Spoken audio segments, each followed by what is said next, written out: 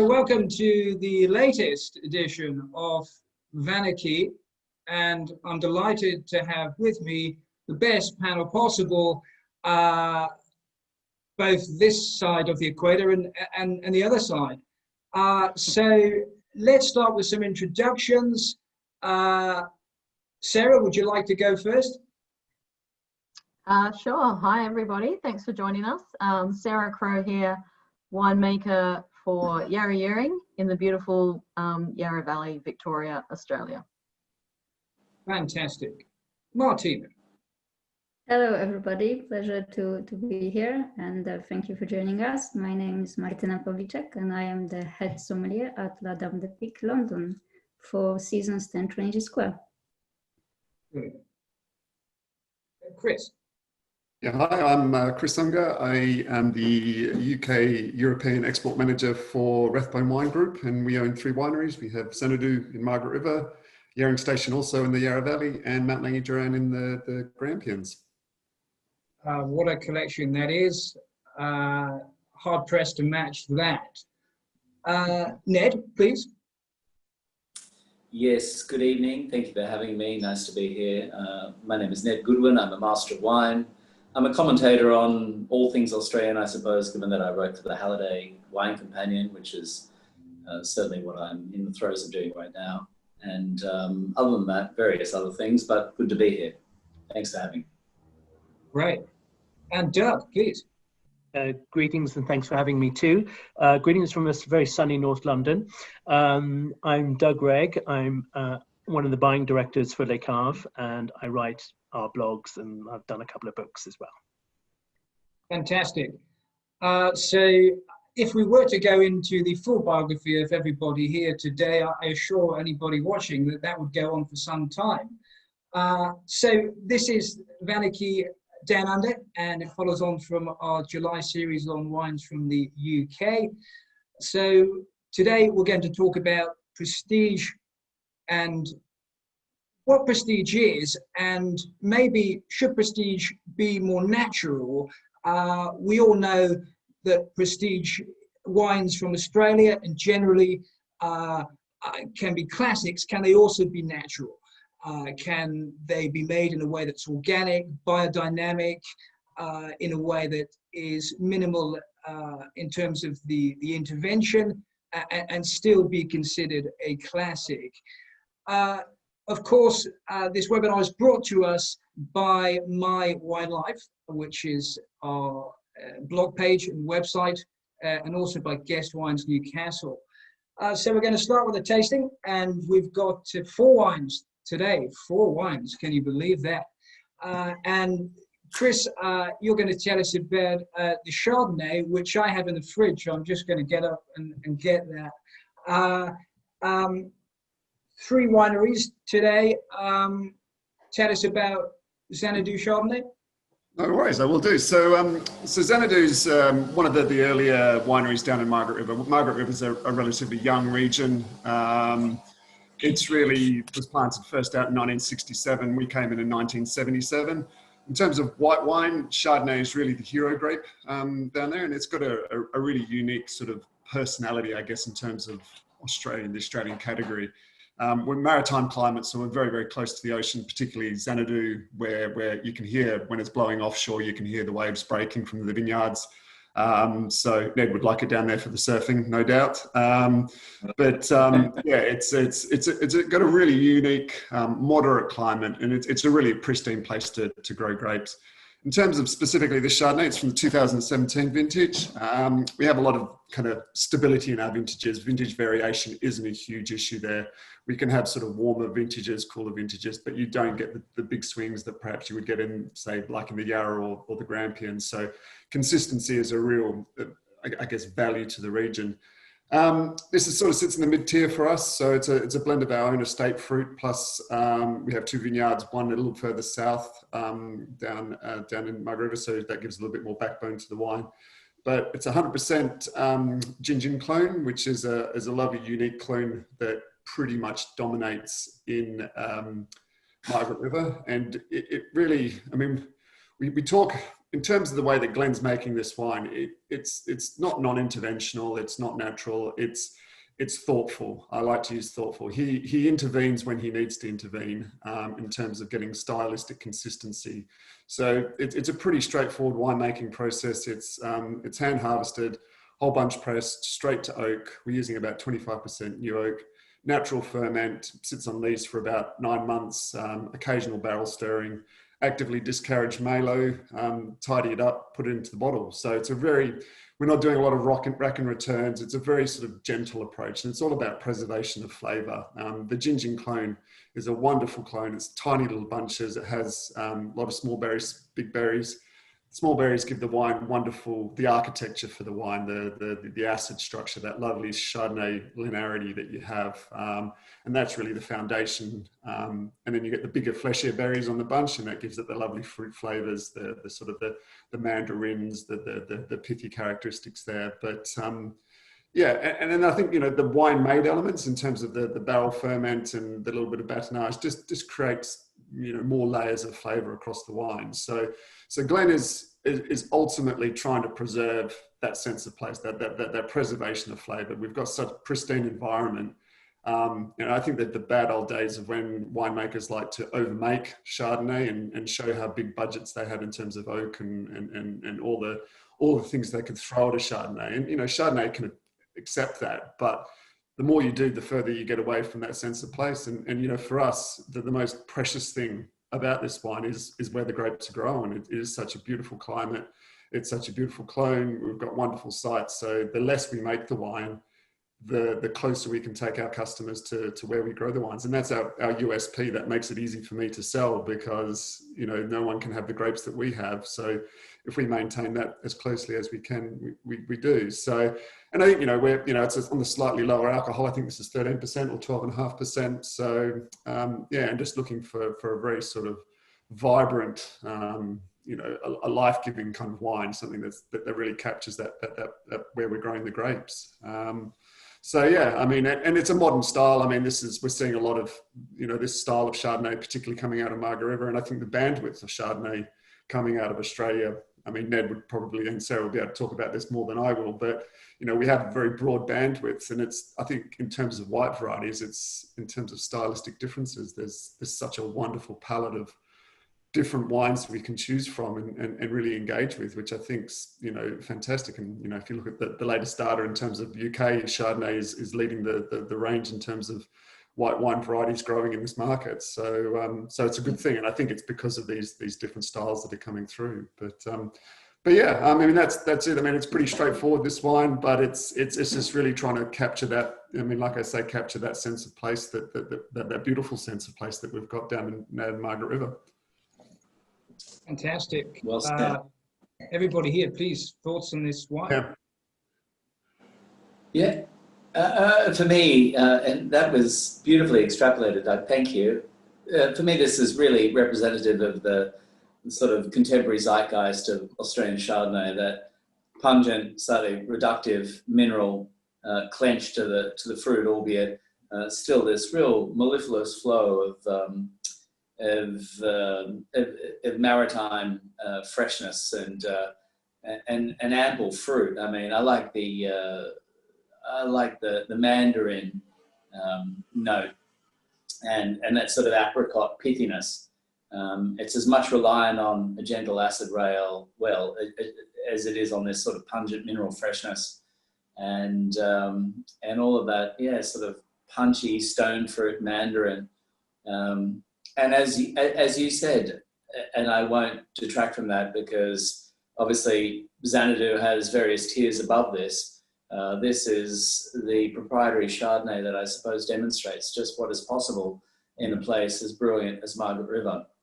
And it's the style of wine that, as an Australian, and certainly having come back to Australia in the last sort of 5-6 years, that I'm very proud of. So thank you. No, that's great. I mean, everything Ned says, I agree. Probably did it much more articulately than I did, but yeah, I think this is part of the when we get to talking about prestige, these are the kind of wines that I think really help put those flags in the earth in terms of what the Australian category can produce and perhaps isn't necessarily recognized as well for in the export markets as it should be. But yeah, we can probably dive into that a bit later, I guess, when we talk about it a bit. Well, Jansa seems to dig these lines. Yeah, she does. Yeah. She's a friend of us, I think. So that does definitely help. Good. Oh, good. But yeah, cool. Should we jump over to Yarra Valley? Yes. So if you want to go Sarah, all the way over to Yarra, then let's do that. I think Sarah was just going to say. Well, I might just chime in there quickly in that I'm super jealous of the guys at Xanadu in Margaret River.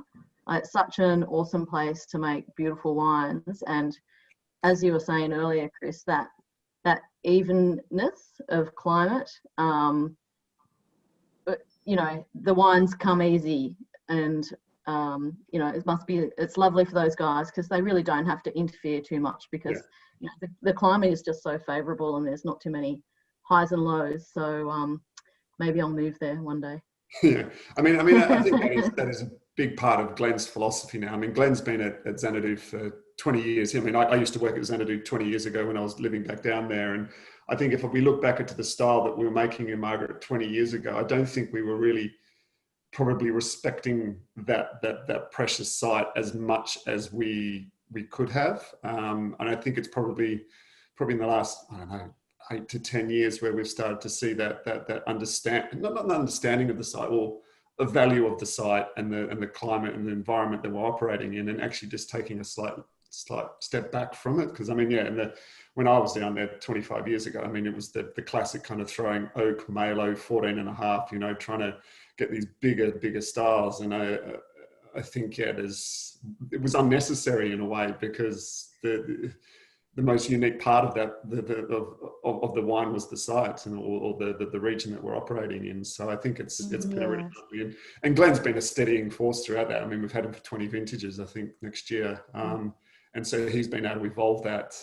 You know, we've acquired different vineyards, and I think the whole region has matured considerably. I mean, it is a young region in terms of Australian history as well. I mean, we're only 52 years old as a region, so we're still kind of learning our way. And Chardonnay was a relatively new variety for us in terms of the history of the place as well. So I think we're starting to understand, so which is exciting if this is the beginning of the journey. I mean, where are we going to be in 20 years time as well? What further evolutions are we going to get? I mean, Glenn spent quite a bit of time out in Burgundy last year, looking at dirt, looking at soil and dirt. After you on the Jimmy, with his travel, and he basically just spent 2 weeks in Burgundy talking to geologists, just trying to understand the cruise system and understanding the dirt and how the dirt impacts the wine, and then trying to apply some of those understandings to the diversity of the soils in Margaret River, and how that's going to affect us and our next generation of styles that are coming through as well. So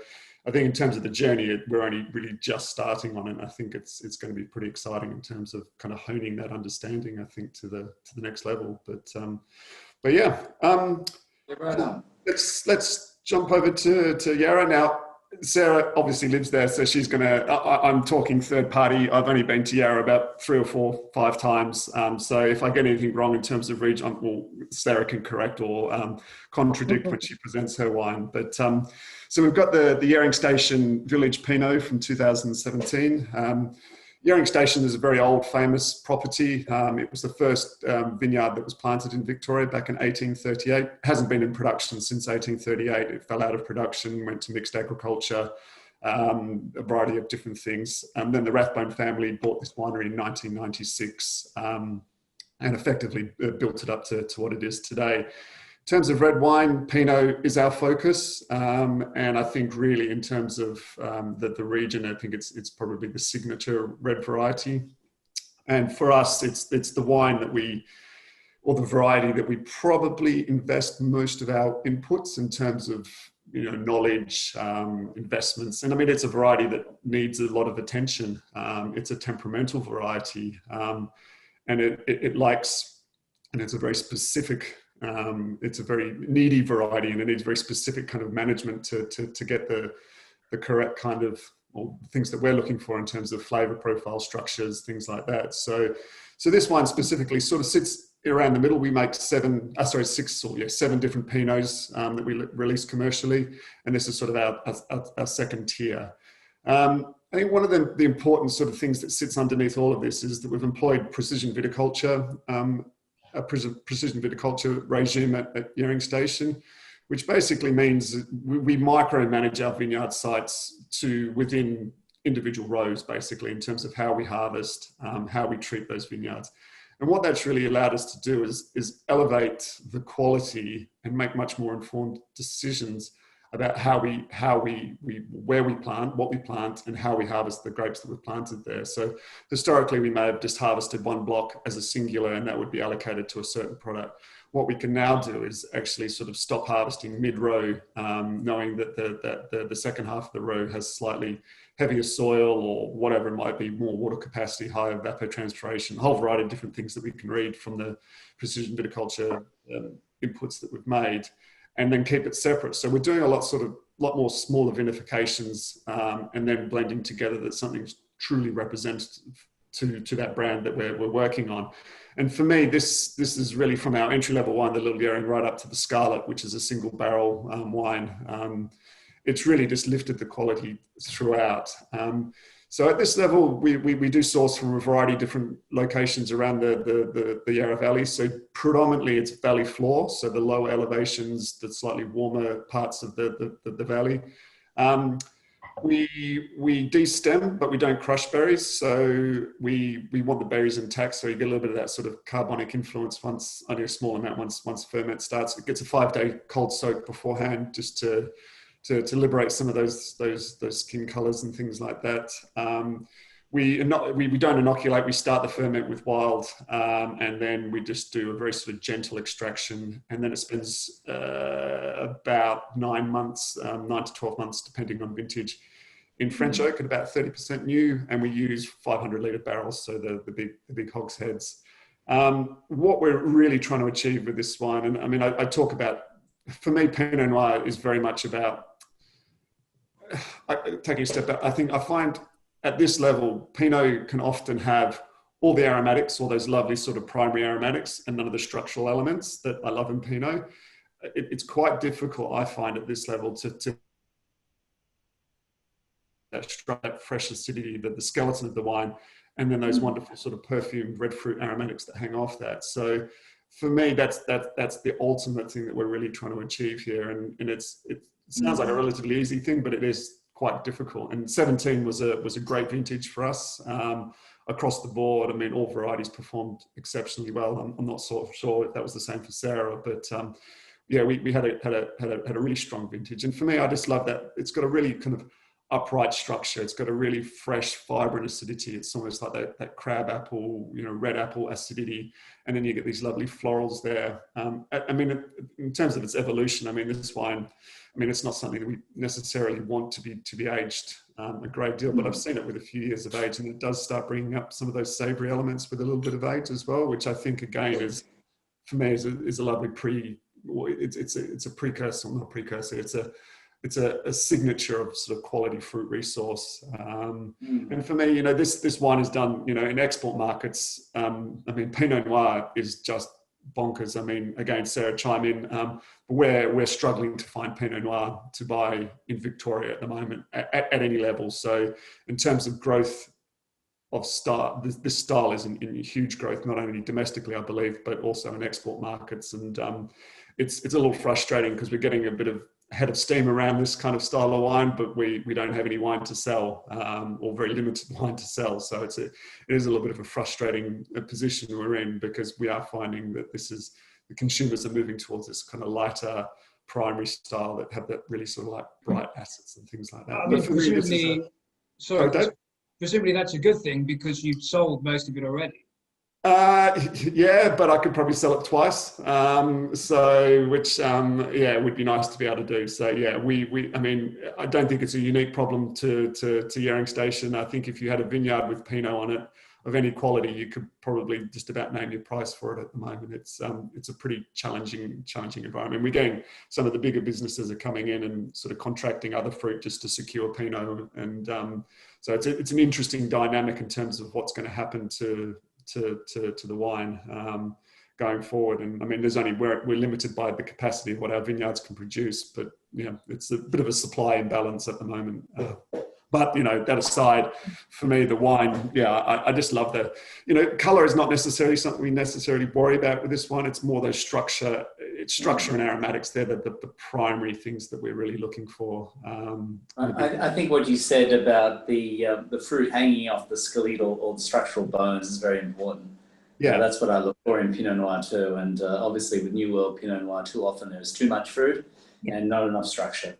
And obviously this is not one of the higher wines in the tier. You said it's the second cab off the rank. Yeah. But the way you described that I thought was great. That's exactly what I look for in Pinot. Just enough fruit hanging off those skeletal bones. Yeah. Not too much, just enough. Kind of wily wines, they can be a bit lean, and but it's a fine balance between being kind of too much fruit, too much kind of they can kind of, it's a terrible word, but a bit blobby, a bit kind of just all fruit based, and then they kind of hey, California. Exactly. That's contentious.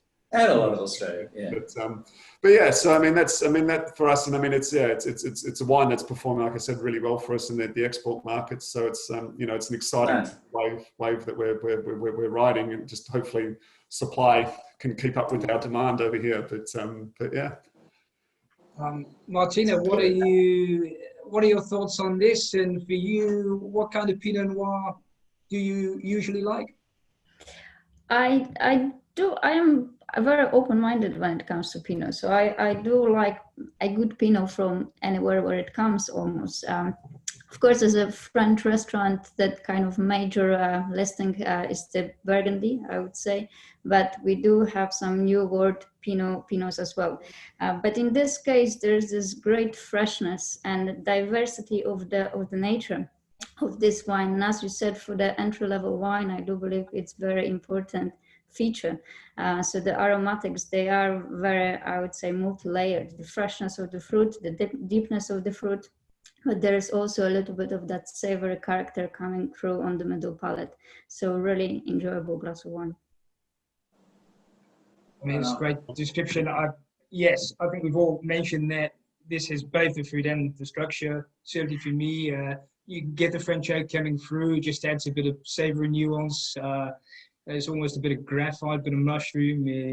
I think that adds to what is good fruit, and without overpowering it. I think at this price point, it's fantastic wine and punches above its weight.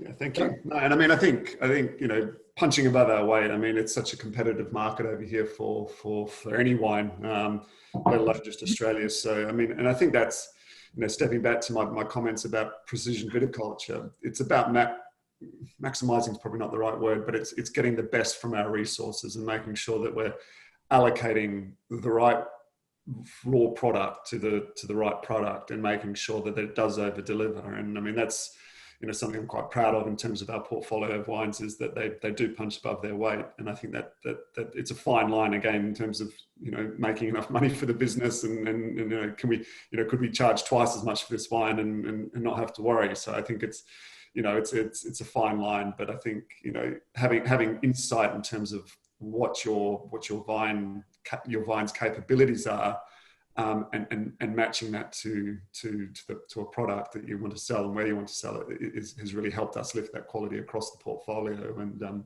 it's a good position to be in, I think. So I mean, somebody has to pay your wages, Chris. So. They certainly do. So I'm not that expensive though, to be honest. So probably good value. You work in the UK. Yeah. I can't leave at the moment anyway. I'm stuck at home, so I'll try and find something to do. Well, that's a poor excuse. I managed to get back okay. I know. I was very impressed. Excellent. Should we go on to our Shiraz? So the Mount Langhe. Yes. So we're traveling. So we're traveling about sort of 280 kilometers northwest of Melbourne. So I mean, I've only ever been to this vineyard once, about 3 years ago. And I was warned when I arrived there's an energy out Mount Langi. It's a very unique viticultural site. It's a very remote viticultural site. I mean, when I went there, Damien, our general manager, took me up to one of the higher points, and we stood out on a rock and we looked down on the vineyard site, or down on the land in front of us, and there was a lot of sort of traditional Australian agriculture there. So sheep, wheat, paddocks, bit of old growth forest. And then in the middle of it was this blob of green, which was the Mount Langi vineyard. And I think for me, it was just why did someone choose to plant grapes here? I mean, it's quite remote. There's no township near Mount Langi. It's just this wonderful site. And I mean, the property was developed by an Italian family, and then really the man who brought it to the forefront was Trevor Mast, who unfortunately is no longer with us. But Trevor's inputs into really what this vineyard represents and what it was capable of doing was really down to him. And we've tried to sort of nurture that to the position that we are in now. So just that foresight and that bravery, really. Absolutely. You've probably frozen there. That was amazing. I worked in Paris for many years, and I worked at, I'm sure you know, but I worked at Willys and Les Jumelles. And when I worked there back in the late 90s, I'm not sure when Trevor passed, but I think it was the late 90s. Trevor used to come by, particularly at Willys, and he'd schlep in a whole lot of Mount Langi. And of course, Willys was really a forebear of Australian wine in Paris. I mean, the Parisian, the French in general, would never sit down at a table and drink Australian wine. And yet that restaurant really championed Australian wine. And he would come in there and champion it even harder with a slap of the fist at the table. And he'd pull his wines out unashamedly across all of these great Rhone tastings, and express verbally, spiritually, and so forth, and obviously with the bottles of wine in front of him, the virtues of Mount Langi Giran or Giran to these French Rhone drinkers. And I was a young person working there at the time, and I just thought it was spectacular. The audacity, the confidence, and the beauty, because he wasn't a loudmouth. No. He was subtle. But he was rapier-like, and it was quite beautiful. Yeah, and I haven't heard that story, Ned. But I mean, I've never met Trevor myself, but I think that kind of is representative of what his thumbprint on the property now and where it is and what it is a lot down to him. And it's really down to us as producers to try and kind of continue that. And it is a unique site, and it has a wonderful, there's nowhere really like it, I don't think. And I mean, in terms of the site, we're about sort of 400 meters above sea level. It is continental. We have a lot of problems with hail. In 2016, we lost most of the old block Shiraz to hail damage. It actually destroyed our hail nets. So that's how severe it was. It was intense. So wow. we do have some really, it's a tricky place to grow grapes. It's probably I believe it's one of the last places on the mainland of Australia you can actually ripen Shiraz. So we'll have a very long, drawn out. So you'll get warm days, cool nights, but our growing period is very extended. And sometimes we'll be harvesting right up until the second week of May in the cooler years. So you have this long, protracted period where we're just accumulating flavor the whole time. It's just the grapes and the vines are just sucking up all of the beautiful terroir, if you want to call it that. And so you get but then it's locked in at night because it's cool nights, so it locks in that freshness. So you get this wonderful power and elegance interplay across all of the Shiraz. And I should say on the property, 93% of what we grow is Shiraz, and similar to our Pinots at Yering Station, we have a whole variety of different Pinots, and even to a more sort of extreme level, we're doing a lot of individual ferments within that individual blocks, just to understand those sites. And in terms of this wine, it's a blend of the vineyards on the property. It's all from the property. Average vine age is about 26 years. We do a little bit of whole bunch on this as well. So we're about sort of 25% whole bunch, depending on vintage. Gentle extraction, and then it's 14 months in French, with about 40% new. For Langi, I think that the signature, there's two sort of signature characteristics we look for Langi Shiraz across all of them, from Cliff Edge, Billy Billy, which is not 100% Grampians, but all of our estate grown fruit. In terms of the primaries, we're looking for blue fruits, so blueberries, and then in terms of sort of the savouries, we're looking for pepper, and specifically white pepper, so rotundone being something that's quite unique to the Langi vineyards. And we've done quite a lot of research on rotundone levels and how it translocates into the berries. And a lot of the research that's been done has actually found that the Langi vineyard has some of the highest levels of rotundone in the world. So not that we want it to be a dominant flavour or aromatic compound to the wine, but it's very much the DNA of the wine is to have that pepper, that white pepper characteristic under there. Yeah. But ultimately, again, I talk about architecture and skeletons of wine. Ultimately, this wine, it is a powerful wine. It has density. I mean, it's not. I think it's under 14%, which is relatively rare for an Aussie Shiraz, but it's got power, but it has that elegance, and we have that lovely sort of. It's a slightly more refined, streamlined, dare I say it, mineral version of Shiraz that if you compare to the more popular regions within Australia, Barossa and McLaren, they're slightly meatier, wider wine. Yeah, I mean, look, this is definitively cool climate, even though it's got a lot of weight. Yeah. And I'll just give you a sing-song here. I know a lot of sort of very hipster winemakers who turn to this wine as their go-to. Yeah. And it's their go-to because it has that quintessential weight of Australian Shiraz, albeit it has that white pepper grind as you were extrapolating on, and it's got a lot of the sort of the clove, the iodine, the floral aromas of a Shiraz, and dare I say, you could almost use the moniker Syrah with this, from a cooler climate, and it's a long stretch away from, as you were inferring, the more popular styles, and I would say simply the hotter climatic expressions of Shiraz. This is a completely different world in Australia, and I suppose it straddles that richer fruit weight, but with those quintessential cool climate, clove, pepper grind, anise, iodine aromas, and all the blue fruits as well. But it's rich, I suppose, but it feels far more mid-weighted than it does full. Yeah. No, that's great. But I mean, that's the Shiraz, and I think for me it's a great.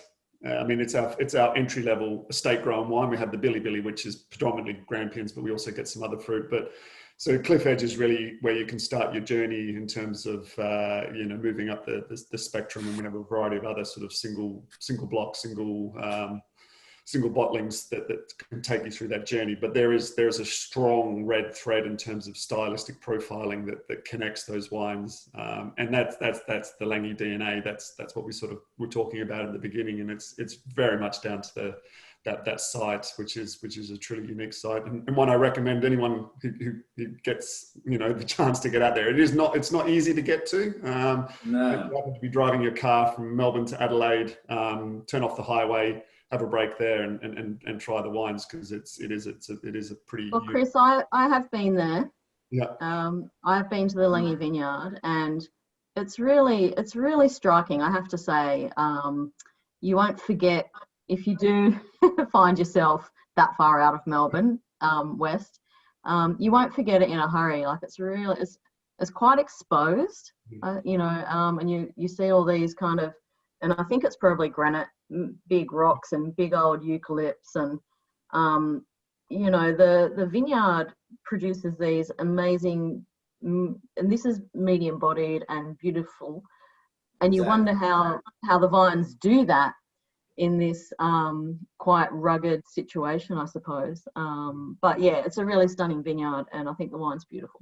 Yeah, thank you. And I mean, I think for me, my philosophy and understanding of the great Australian wines are, you know, those kind of borderline sites are often where you get some of the, you know, wines that have the most personality, where they really have to try, and you have to have a really strong understanding of that site, and you need an understanding or a provenance of understanding that exists, you know. And I think, well, it would be easy for the vineyard to crap itself, if you'll pardon me. yeah. I mean, if I had money to establish a vineyard, I certainly wouldn't have chosen a site like that, because you know, there's so many variables that can come and bite you on the ass to the theme. I mean, it's you'd probably go somewhere, if you could afford it, you buy some land down in Margaret River or something like that, but no one can afford it anymore. So so I think you know, it's often those kind of marginal sites that I think produce the wines that have some of the most personality. But it also requires a certain kind of nurturing from those who are placed in a position to manage the vineyards and manage the winemaking, to have an understanding, because I don't think you could just rock up there and just take on the range. You need to understand the nuances of the site. And I think that this is the evolution of the wines and the winemaking process that we're going on, is that, you know, you really sort of, and I think this is probably down to, you know, Trevor's impact there. We've tried to take some of his understanding, and we'll be custodians to that, to wherever that vineyard ends up, or whoever starts making the wines there when the next range of winemakers come in and viticulturists come in. So I think it's very much, you know, trying to do that. And again, I think that's where you get wines that have this wonderful personality. Absolutely. And and I think it's an evolution. I think it's always kind of, you know, the world is changing in so many capacities that we have to evolve around that, and grow around that. But it's also just having that, you know, that thread of understanding to what it was in the first place, I think. Described as the epitome of cool climate Shiraz, your Langi Shiraz. I think that is the case. Always one of my favorites. It's so specific in terms of the identity of the wine. And for me, it speaks about what Australia is about. It's about these fresh wines that can have these cool nights, as well as being about bigger, perhaps more fruit-forward wines. And the aromatics are just spellbinding for me. The length. It's really a unique side. And I mean, you mentioned terroir. It's maybe not a term that's used that much over there, but you know, everything goes together in this side clearly to produce a wine of distinction. Yeah, thank you. No, thank you. All right, Chris, thank you very much for a fabulous introduction to all these wines from the Rathbone Group portfolio. Sarah, if you'd like to lead on and talk about Yarra Yeri. Yeah, sure. And it's really lovely to see that Grampian Shiraz and then look at our Yarra Shiraz, and because Australia is so well known for Shiraz, but Victoria probably plays a very small part in that story, and South Australia kind of takes up a lot of the international headlines. So it's really nice to be showing you guys two different Shiraz from two different regions in Victoria. So Yarra Yering was established in 1969, and this wine was one of the two wines made in the very first harvest in 1973. So our dry red wine number 2 is our what we call our Rhone blend. So it's Shiraz, Viognier, Marsanne and Mataro. 90, I'm trying to remember the 2015, I think 96% Shiraz, 2 Viognier, 1 Marsanne, 1 Mataro. So co-fermented on Viognier, just the skins, and the Marsanne comes in and the bunches just get thrown into a little Shiraz fermenter. I guess, you know, Chris was talking about precision viticulture over at Yering Station, and I hadn't really thought about it in those terms, but I guess that's what we do.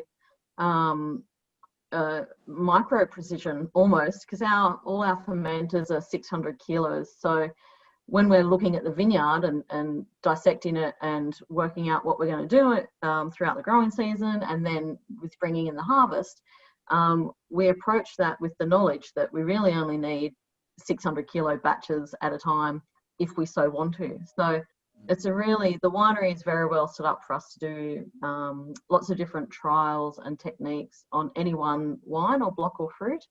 And it's a lot of fun, I suppose, to try and hone in and understand each year what we should do the following year. So where should we be going with these wines? Should we try this? Does it work? Do we do more next year? Did it not work? It's only one fermenter, which equals 2 barrels, and no one's going to notice.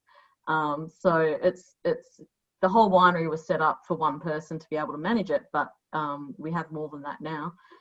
We have more vineyard than when it was set up.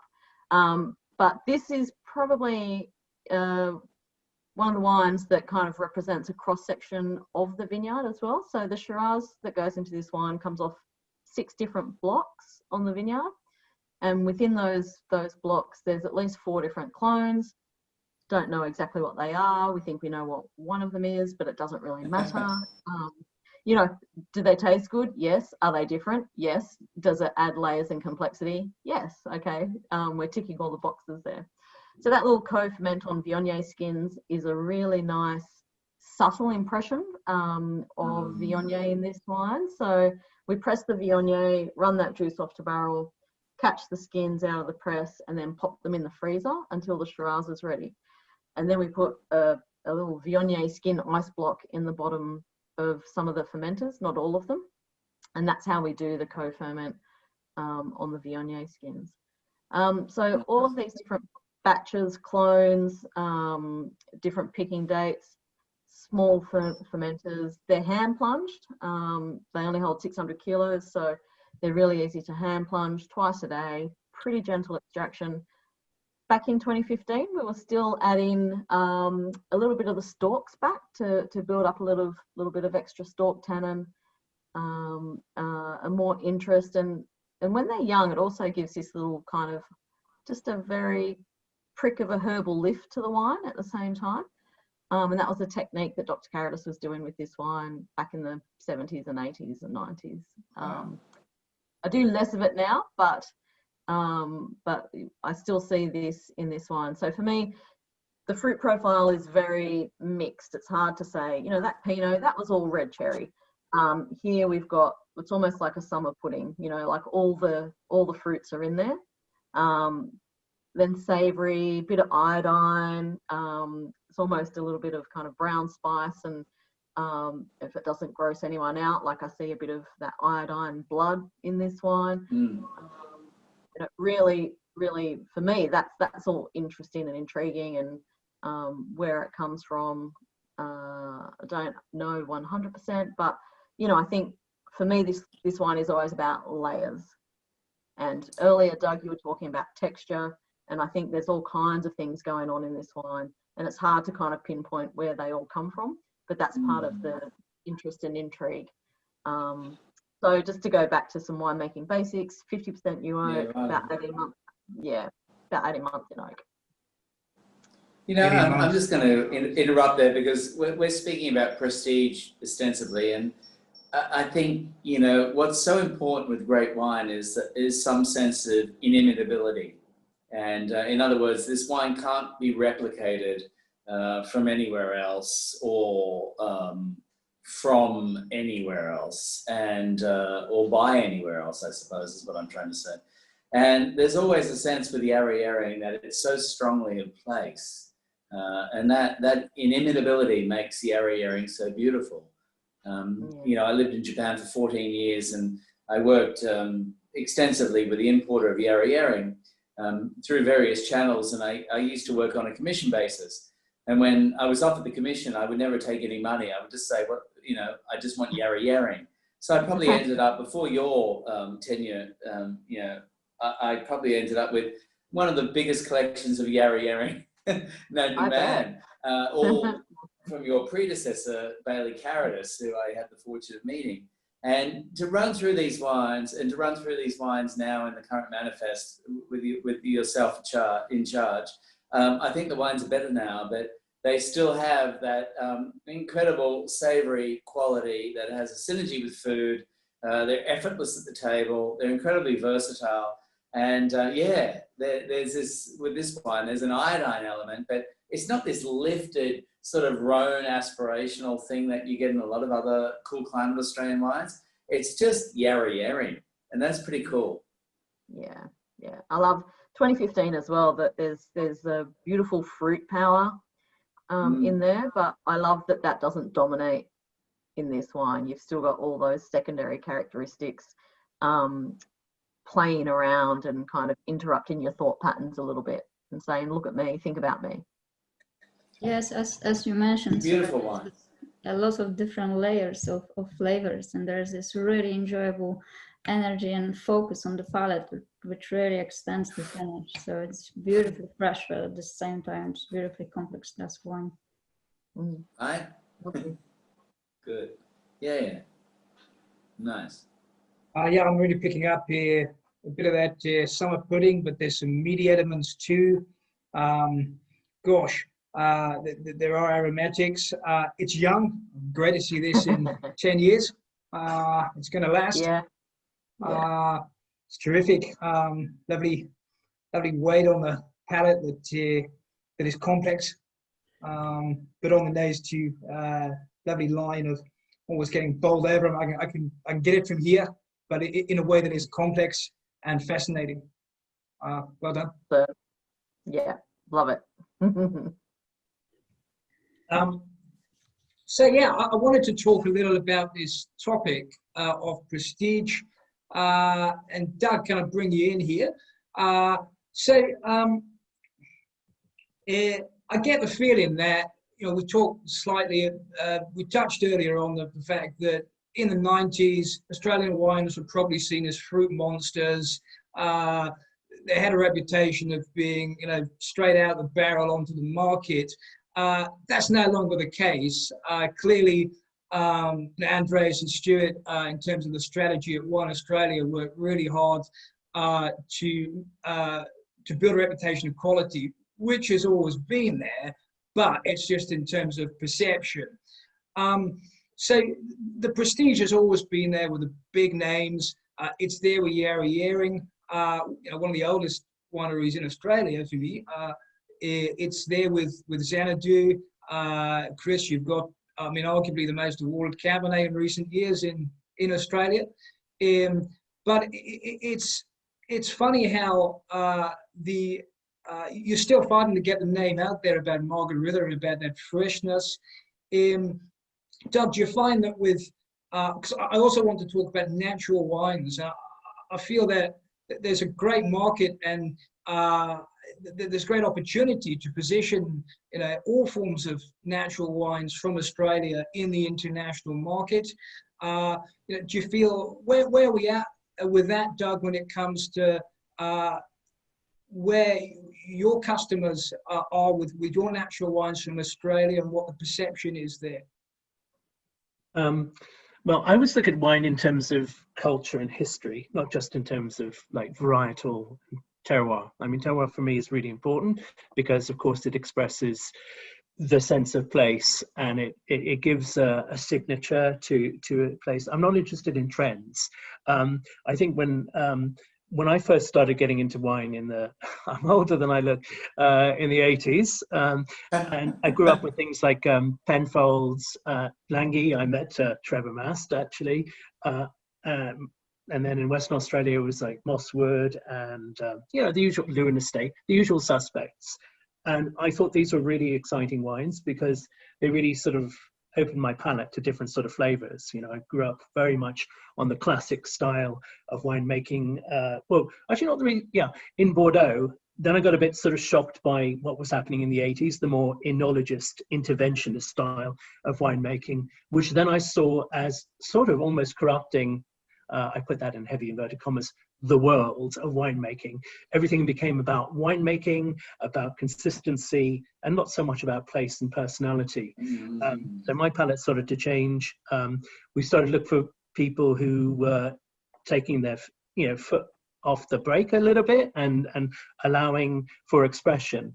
I think the whole thing about natural wine when it started probably I mean, natural wines have been made for 8,000 years, and really up to probably the sort of 60s, people were making wine with, you know, natural ferments and no new wood and so on and so forth. And sometimes the wines, I'm sure, were great, and sometimes the wines were probably pretty awful. But it really started, I suppose, in the mid to late 80s, and very much trial and error, very much people trying to sort of find their own personality, you know, in the winemaking, seeing what would happen, pushing the envelope, seeing what would happen if you used wild ferments, if you didn't use temperature control, if you didn't use new wood, if you didn't filter, you didn't fine, you didn't add sulfur. And sometimes it worked beautifully, and sometimes it was a complete disaster.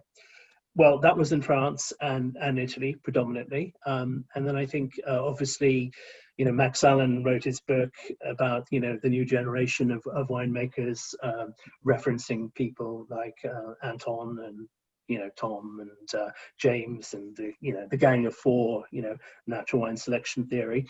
And at that very point, we were interested in Australia again. We had some Australian wines, but we were really interested in these guys as people, you know, not necessarily. The wines were definitely different. Anton's wines reminded me of some of them of like, you know, Prairie Rock, which is like there's no higher accolade if you believe in if you like natural wines. So like, you know, sort of proper sort of like Nuit Saint Georges type stuff. But we were also, we're never like, you know, we never fall in with a trend, even though we were probably the first people to really be on board and have a really big natural wine selection. You know, we didn't believe it.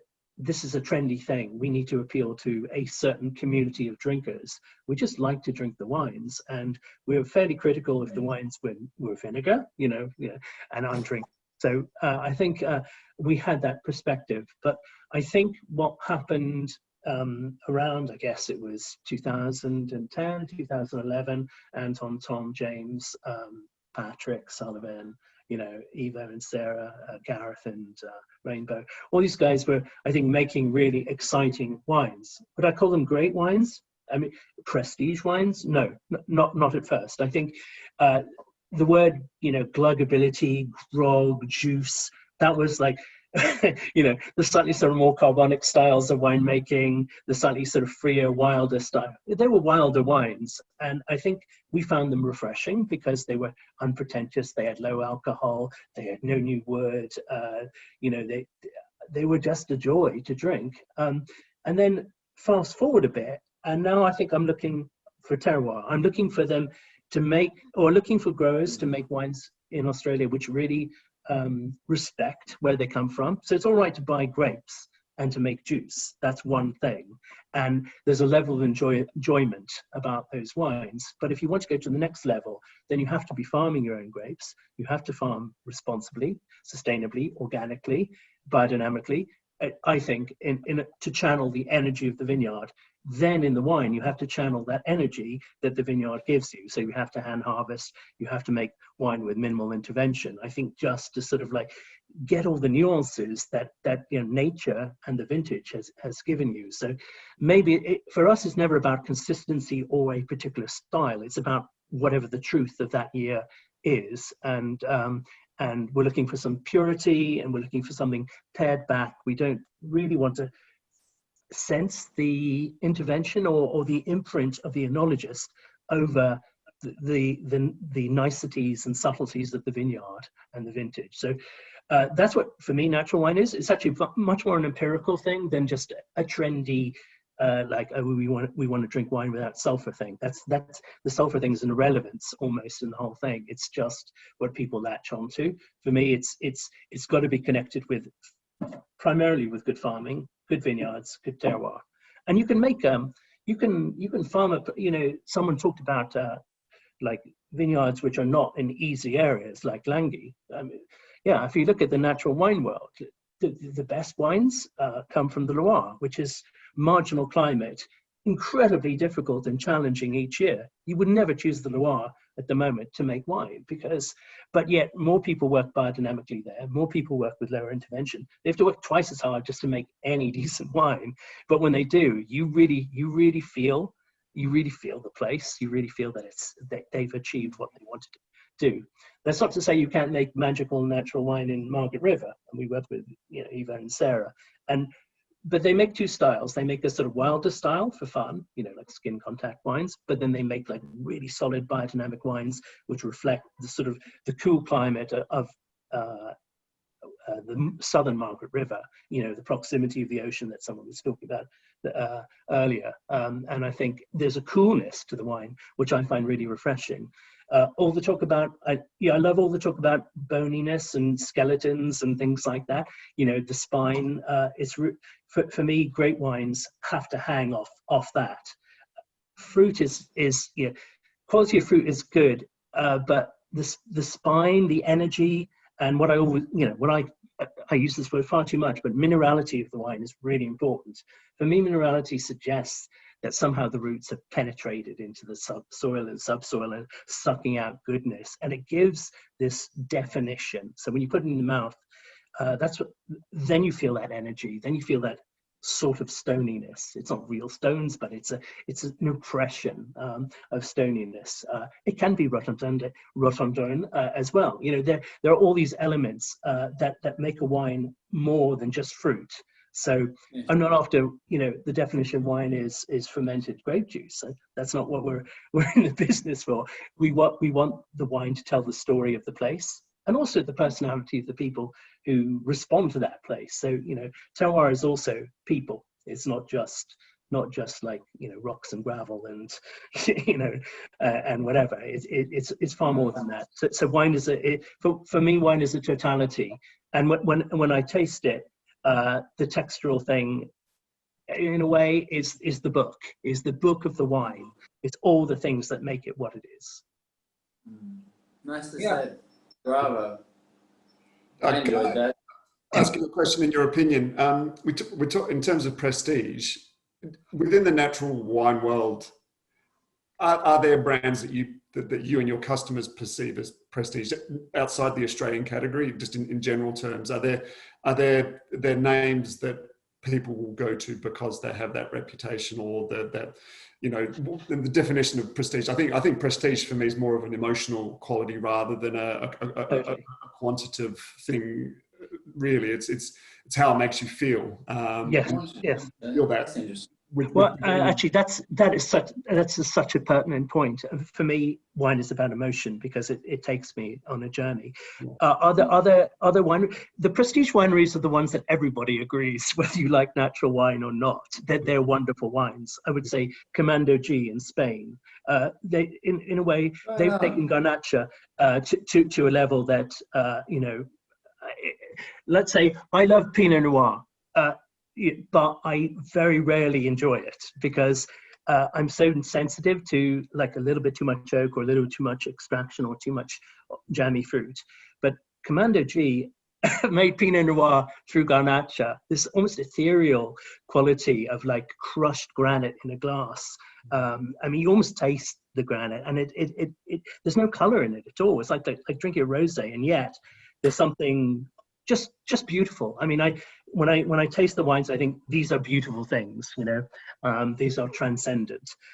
So I think most people, even if you're a Parkerist or, would agree, they get scores of 99 and 100. I don't care about scores, but I think in terms of aesthetics, that wine as a low intervention wine seems to sort of transcend, the argument that, you can't make great wine without, because I think for me, prestige, it's about the capital that a human being can have based on purchasing that product. So within your set of drinking friends or family, it's about. It's like any luxury brand. And prestige and luxury aren't necessarily the same things, I don't think. But it's the whole mentality that's connected. But things have changed now. Like natural wines have become collectibles. I referenced earlier Jura, like people like, Overnoir and Miroir, all these guys, Ganavar. And I'm shocked and a bit upset to see them being traded on the grey market for, a bottle I'm looking at now has got a value of €700 in auction. It's I drank it last night. I'm not like trying to get 700 euros worth of enjoyment. It was a beautiful wine, but I don't believe wine should be like that. For me, that is that wine from that vineyard made by that particular guy who's incredibly modest and would never have expected his wine. You know, he sells it to us at 20 euros. That seems reasonable. How it's become this collectible commodity, I really don't know. And it's something I don't like about the wine industry. You know, for me, wine is for drinking and for sharing and for pleasure. And when you come across something really beautiful, then you talk about it. And you don't try to, you know, totally destroy the wine through language and over description, but you share something, a moment together, and you say, what is it that makes this wine magic? And everyone has their personal epiphanies. You know, everyone has come to wine or has, you know, visit a vineyard which has that something magical about it, and it's something you shouldn't try to be over analytical about it or over scientific about it. You drink it and you fall in love with it, and it becomes part of you, part of your memory, part of your experience of life. Oh, that was beautifully said. I mean, I suppose as the part owner of the exporter or the importer, I should say, given that they're based in Tokyo, the greatest number of Australian ostensible natural wines, the likes of Lucy and Yalma and so forth that you referenced earlier. Yeah, there was a period where those wines, for me, they were exuberant of fruit. And very effusive of energy, and we all fell in love with them. And then, of course, they became rather boring because they were just carbonic soup, as I call them. And of course, they've sort of they've morphed into you know, various iterations that are arguably more serious. But I would say, irrespective of the Australian angle, that you know, the whole natural wine thing and the notion of what prestige is all very nebulous. And the way you talked about natural wine in your own experiences, I found that fascinating and incredibly compelling. So thank you. I have my own issues with Jura. I certainly don't like Prieuré Roche, but there are many other wines that you mentioned earlier, and I certainly love the notion that fruit just hangs enough off that skeletal carapace to make it juicy, but structural and reflective of whence it came, and that's important no matter what we talk about. Prieuré Roche, I've rarely had a non-oxidized bottle. So, I believe that at one point. I effing hate that. I concur with that too. Yeah. Oh, horrible. I mean, I lived in Japan. I think Japan's probably the biggest market for those wines in the world, and they were almost inevitably disappointing. So good, kudos. Yes, I mean we joke about it because the English market is, and you know, we're supposed to be rationalists and very sort of cynical about trends. So when we find a wine which is very high in VA or Mousy, we say this will be huge in Tokyo, or this will be huge in Copenhagen. We're right on. They will be huge in Tokyo, like Deep Purple, like Judas Priest. Yes. So I think like the evidence is always in the bottle and the glass. It's never about, you know, like the reputation of whatever. I mean, you're only as good as the last vintage you made. Of course, we all know that because, you know, in the end, of course, there's a cult of iconic winemakers, but it's got to be more than that. That's not satisfactory for me. The other thing is, when we're talking about natural wine, there are moves afoot to try to make it official, like to give it a classification and for panels to judge it like they would judge anything else. For me, the charm is that it is like indefinable. It is vague and nebulous. Absolutely. And I don't call it natural wine. When I'm drinking, I call it wine, and I think most people do call it wine. I think the accreditation thing to you know, we now need to operate within these parameters to justify ourselves as natural. I think it's, and I mean, I'm new into the natural. I mean, I've had opinions that are now changing, but to put a box around it almost defeats the purpose of what the philosophy is on trying to do. And I mean, that for me is trying to almost commoditize what it represents, which again, for me, doesn't necessarily sit in line with that philosophy, I don't think. So, I mean, I understand because it is a nebulous term, and for consumer engagement and for new customer acquisition and all that kind of stuff, to get people into that category, it's it gives them maybe confidence if that's what they need. But then I think it also dilutes some of the message in a way. I mean, I don't know if you agree with that, Doug, or not, but yeah, because it's all wine. We're all drinking whatever, you know, if I was working for Accolade and selling Hardies, it's still wine and it's still serving a purpose for a certain type of consumer. But ultimately it's wine. And I think that's the most exciting thing. And I mean, being in the UK, we do see it all. And that's the exciting thing. And I think, you know, natural wine has, if nothing more, you know, more and more people are drinking less wine. So if a category, natural wine, biodynamic, whatever, can get new customers, new customer acquisition, new people drinking wine, then it's a good thing. It doesn't need an accreditation. It doesn't need, it's people drinking our product. And that's where we need to come from, rather than having to put in a tidy little box and say this is this type of wine or that type of wine. Well, I think the culture is that it introduced like a whole new generation of people. So I grew up with, you know, the certainties of maybe of Hugh Johnson or Michael Broadbent or Jancis even, and then a lot of people did wine courses, and the WSET course is very much a sort of, you know, very fixed, unchanging. It is changing now a little bit, but you know, this is right and this is wrong. It sort of like gave you a, like, what's the word? Like a universe of black and white. Now, I think a lot of people have grown up, you know, drinking craft beers, gin, all that sort of thing. And natural wine is just like a thing to hang on that.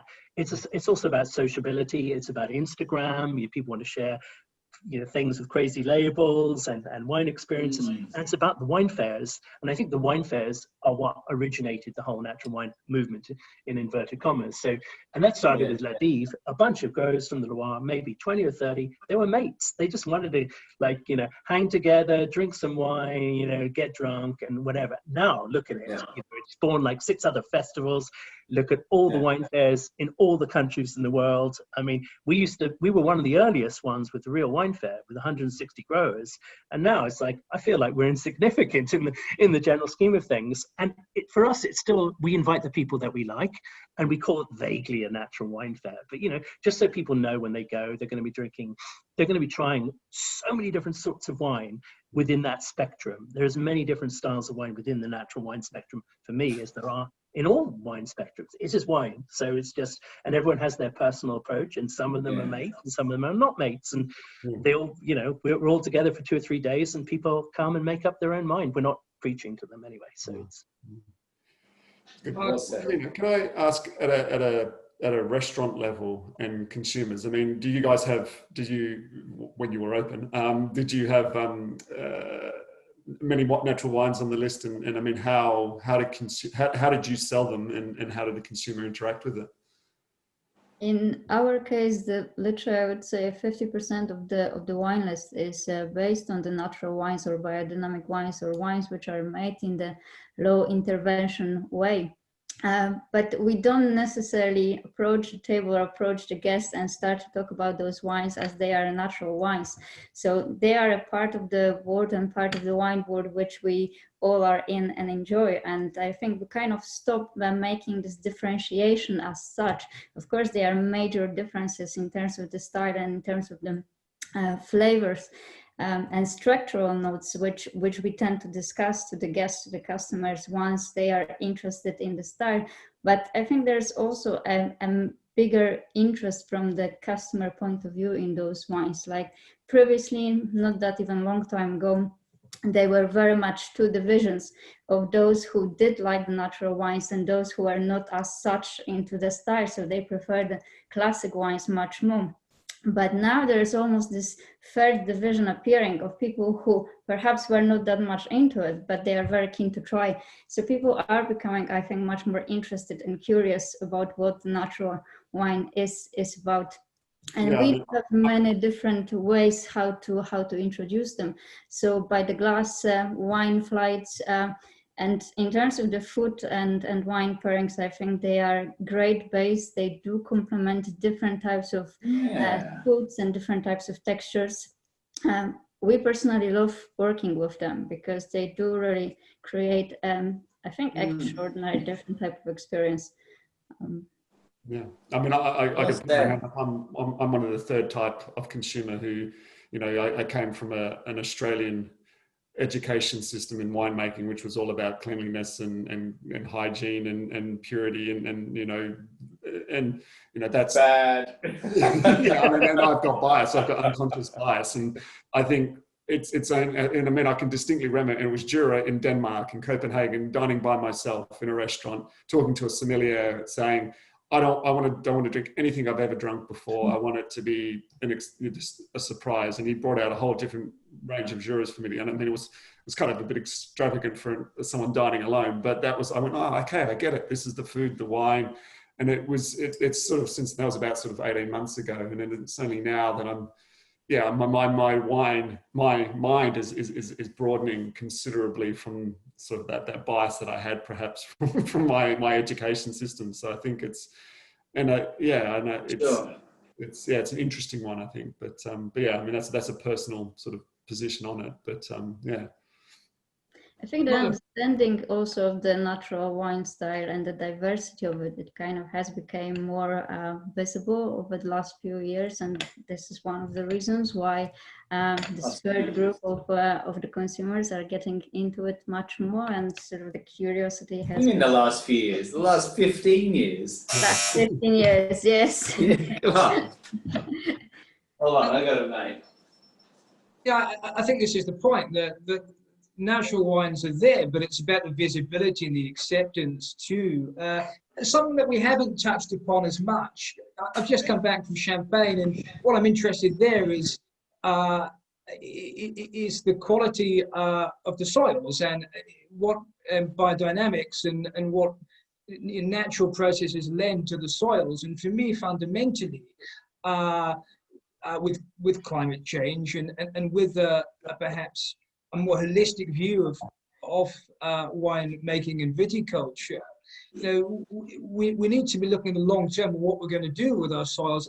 Otherwise, you know, with traditional methods, I'm not sure, you know, in parts of Australia and in France, we can continue to make the same quality of wines from the same soils. I mean, Doug, would you agree with that? For me, well, climate change is the big thing here, isn't it? So, I mean, I'm talking from England. We now have 5 English growers who are working organically and biodynamically and making reckonable wines. I think first of all, and you talked about Champagne, people were never interested in soil because they weren't interested in ripening the grapes to make a wine that was good enough to drink as a still wine. Last night I drank this from the Côte de Bar, which is just north of Chablis, but it's the hot area in Champagne for people who want to make serious champagne. And I'm talking about not just bubbles, but I'm talking about you don't need to age it for 5 years to release it. You could just drink it without the bubbles. And these wines are beautiful wines, beautiful emotional wines. They remind me of great Chablis, like Premier and Grand Cru, and good growers.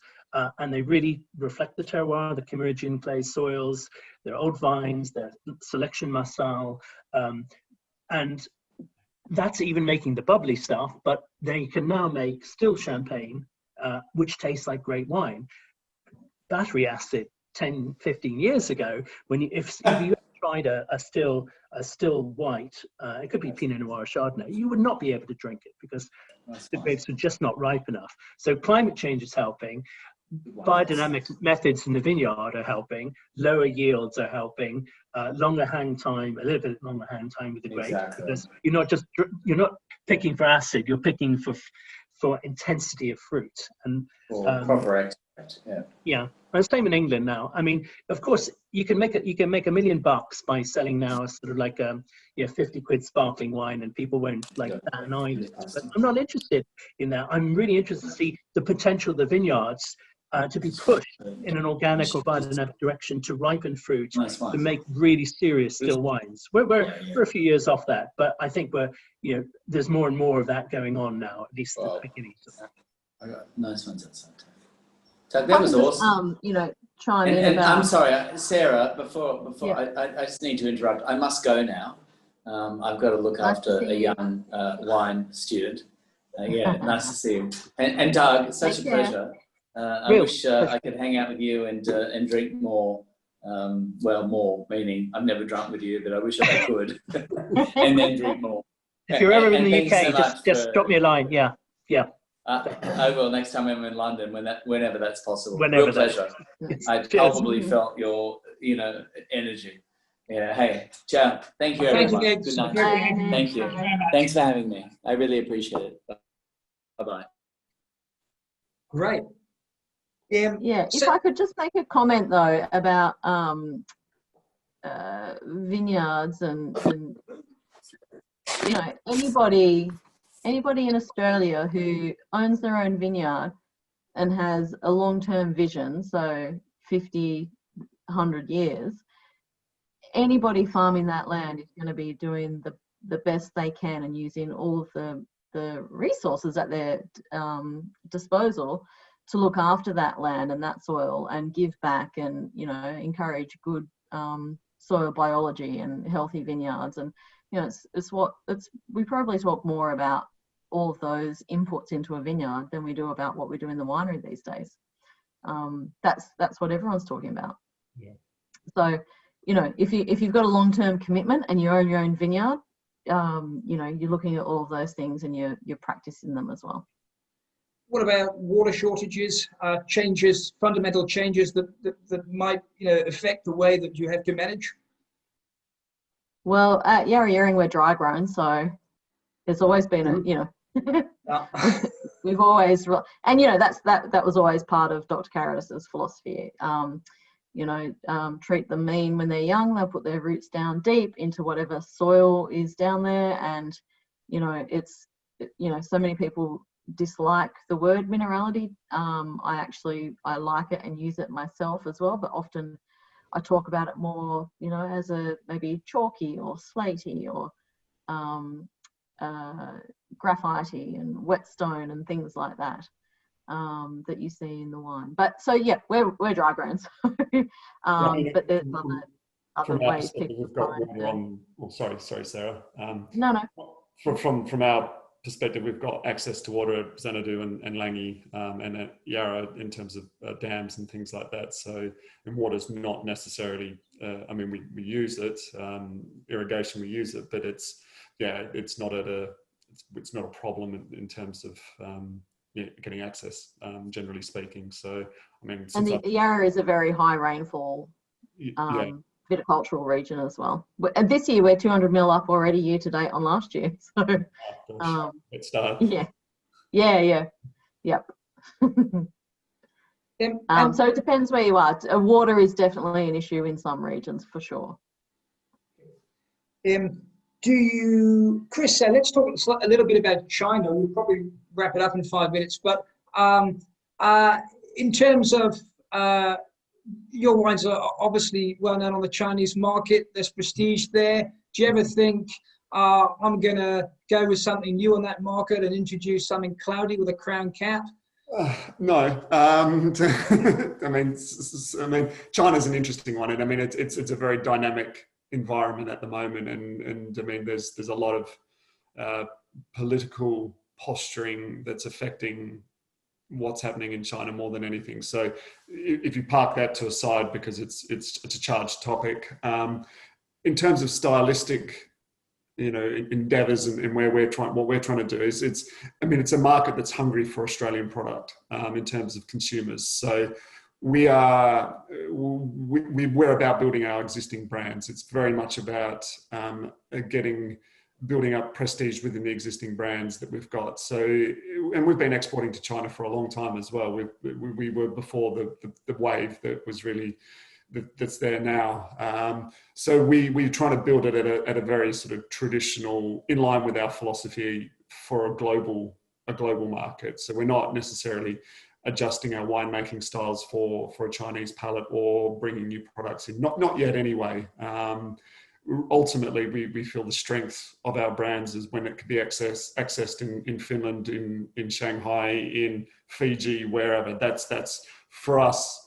It's the horrible word. I don't like the word, but mastige. That's what we're trying to achieve, is that we're at the scale of our business requires a certain amount of throughput, but we also want to be perceived in in terms of having iconic brands and things like that. So we need we need broad distribution for our existing brands. And that's really where we're striving to get to.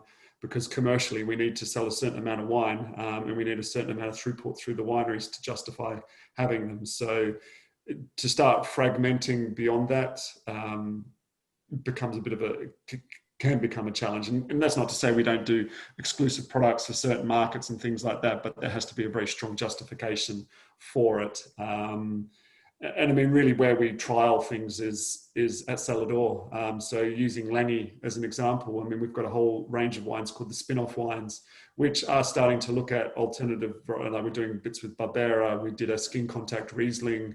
There's a whole variety of interesting things that are happening there. And that's really where we're trialing new products. And I mean, to be fair, I actually tried to get my hand on some of these products, like 20 cases, but we just couldn't, we didn't have, there wasn't enough and it wasn't justifiable. So I think in terms of the consumer in China, the evolution of their palates also, you know, I think it's a slightly more, it's a younger market where I think wines, a cloudy wine would do better is probably in Japan or in the UK, where there's a mature market who's prepared to explore and try new things. I think what we're trying to do is probably, you know, get our Chinese consumers established with what our raison d'etre is, what our DNA is, those classic varieties made in a classic style, and then, you know, as their sort of life cycle with our product evolves, then we can bring in new things. But in terms of what we're selling, it is very much the core range that we export throughout the world. But yeah, I mean, China it's a big topic at the moment. So for the Australian industry at large. So yeah, we don't know what that's going to look like. Our last few orders to China, they have wanted screw cap. Oh, okay. Which is great. Yeah. Yeah. So I mean, yeah, I think that's. I think that shows a maturity in the market there. I mean, they're small. They're not massive orders. They're not containers or anything. But you know, they've actively said, "We know you do screw cap. Can we have screw cap?" And it's like, "No, but I do cork for stupid export markets. I don't want a warehouse full of cork. Yeah. Yeah, we want the screw cap." I'm like, okay. I respect your decision as a winemaker. Okay. And Sarah, you've got a fantastic range of grape varieties. I'm flabbergasted by how you managed to master all of these. It's superb. This is also part of the prestige there. It's the availability of a number of classic grapes with the Yarra touch. You know, for example, how do you make your Semillon work there? Yeah, I mean, and it varies from year to year. So in the cooler years, like 17, you know, I'll take that and make it in a Hunter Valley style and stainless steel ferment, neutral yeast, bottle it young and fresh, and you know, and it's maturing like that. And then the other years where it's a little bit riper, then we go for a bit more of a richer neutral barrel ferment, like old oak, I mean by that. And blend it with a bit of Chardonnay and you know, come up with something that's really flavorful and delicious. So, but yeah, it's an amazing site. The vineyard is pretty special to get, you know, everything from Semillon, Chardonnay, Pinot, Shiraz, Cabernet, and then through to your Portuguese, Touriga, and Tinters. Get them ripe. It's really it's amazing and it's beautiful. I mean, we're a warm site within the Yarra, and we face north, so we get all day sunshine, foothills. So they just work, I suppose. It's part of the magic. Sometimes you can't explain everything that happens in a vineyard, but let's try this. That doesn't work. Let's try this. Wow, that's pretty good. You touched on those Portuguese varieties on that warmer slope. What was it's obviously before your time, I think, but what was the catalyst for creating or for planting Portuguese vines? Yeah, well, Dr. Caritas loved port. For instance, he went through Roseworthy College, and Bill Chambers, famous in Rutherglen in Australia for making fortifieds, was one of his best mates at uni. And he just loved fortified wines. And so when the neighbouring property became available, there was a section up the top was quite rocky. It was very rocky, and he thought he'd give it a go, and he put in 6 different varieties up there. The first harvest was 1996, and he made a fortified wine as well as table wine from those 6 varieties. So really, you could, at the time, I don't think he was planning for the future and climate change as we talk about it now, but I think, you know, part of his desire to experiment and push boundaries, and when people would say, you know, "Are you crazy? You'll never get it right," that was like a red flag to a bull. And he's like, "Well, I'm going to prove you wrong, or I'm just going to have a crack." For me, that element of risk is something that's intertwined with prestige. And Doug mentioned earlier James Erskine, I think, I think I got a quote from him saying that he made a lot of shit wine as well. Martina, when people are looking for, you know, a natural classic, is it that element of risk that people like about prestige, that there's such a personality and there's almost this kind of secret agent profile when it comes to top wines? You know, you're not quite sure what you're going to get. It's a bit hidden. Is that what, do people look for that at the Downunder Pick as well? I think there's many different preferences and many different styles when it comes to the natural wine likeness. So, and a lot of people try different wines and they kind of ask for it. They kind of ask for this certain reminiscence of those flavors. And knowing how diverse style it is, the natural wine concept, I think it kind of evolves sometimes a long conversation in order to try to find out what do they like about the textural notes or the flavors. Yes, it definitely kind of creates a conversation at the table, just to try to understand the preferences for the natural wines, because they all can be very different.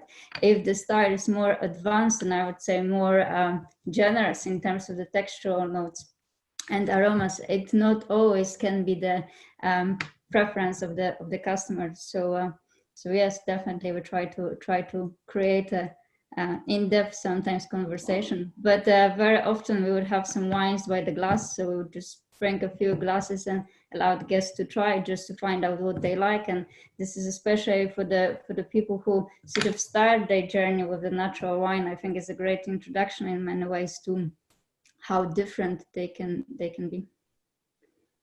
Yeah, I mean, that's probably my opinion as well. It's that talking point at the table, and you know, if they've had the same wine before, how is it different? It's almost yes, it's a sort of gift. You open it, you're well, it's a surprise. What am I going to get here?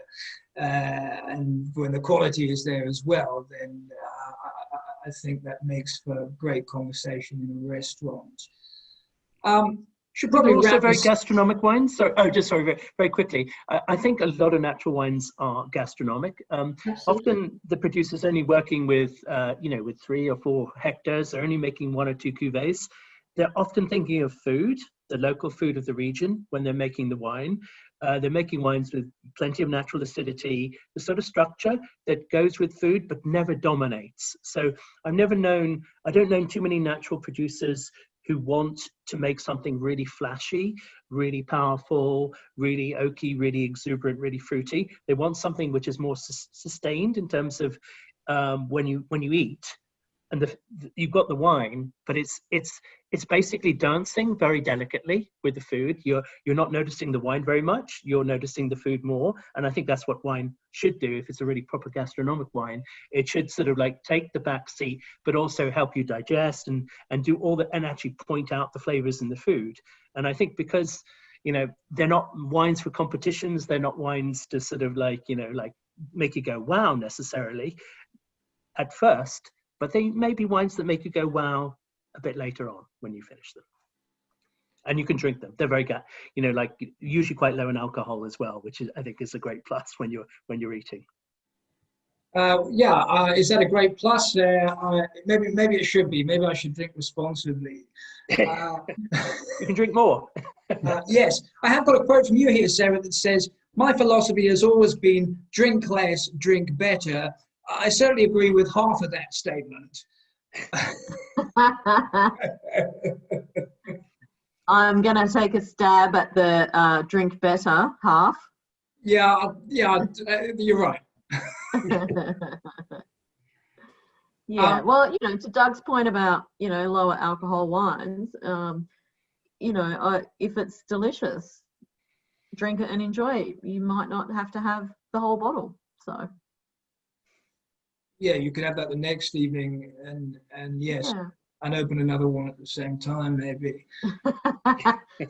Have two halves each night. Wine develops. Look, this is going to be going in 3 days' time, I reckon. So Yeah.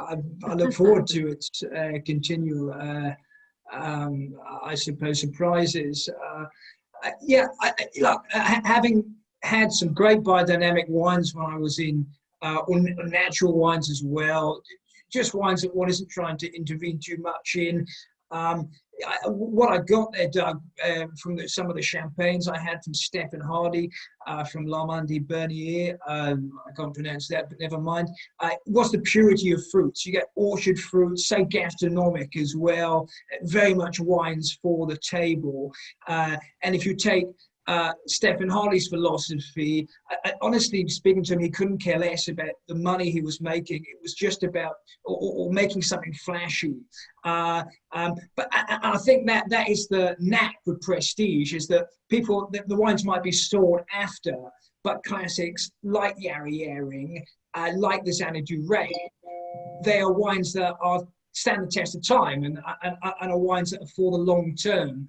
And are viewed as a staple for that, because they have enduring appeal that isn't about being flashy or about price. Yeah. Okay, let's wrap this up. Thank you all very much. Thank you very much for invitation and having us. Pleasure. Martina, Thank Sarah, you. Doug, and Chris. Keep in touch, and your good health. Thanks, David.